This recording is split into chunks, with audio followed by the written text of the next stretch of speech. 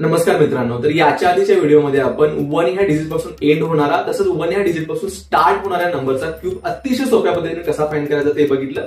तर या व्हिडिओमध्ये आपण एखादा असा नंबर की ज्याच्यामध्ये सेम डिजिट्स असतील तर त्याचा क्यूब कसा फाइंड करायचा ते बघायचं आहे. तर नीट लक्ष द्या. इथं या ठिकाणी आपण एक एक्झाम्पल घेतलेलं आहे 55. याच्यामध्ये 2 डिजिट आहेत, एक 5 दुसरा पण आहे 5.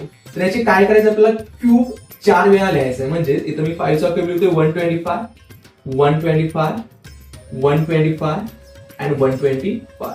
का 4 वेळा लिहिलं, कारण ज्या आपण क्यूब फाइंड करत असतो 4 आपल्याला प्लेसेस त्या ठिकाणी लागणार आहेत. तर पुढे काय करायचं, आपल्याला हे जे मिडलचे 2 नंबर्स आहेत 125 125 याची डबल करायचे आहे. त्याची डबल काय येते 250. इथं पण काय येणार आहे 250.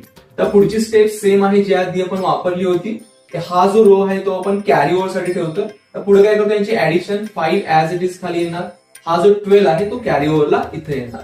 तर बघा 5 + 2 7, 5 + 2 7 + 1 8 आणि 2 + 1 3. परंतु एका वेळी आपल्याला एकच डिजिट लिहायचा आहे. हा जो 38 आहे तो मी तर कॅरी ओव्हरला घेतोय. 5 + 8 13, 1 is for carry over. 2 + 5 7 + 3 10 + 1 11, 1 carry over. 2 + 1 3 + 1 4. परंतु इथं मी काय ठेवणार, फक्त 3 41 जाणार पुढे कॅरी ओव्हरला. परत ऍडिशन 5 + 1 6, 2 + 4 6 1 ऍज इट इज. तर हा जो नंबर तयार झालेला आहे 166375, हा नंबर हा 55 चा काय आहे, क्यूब आहे.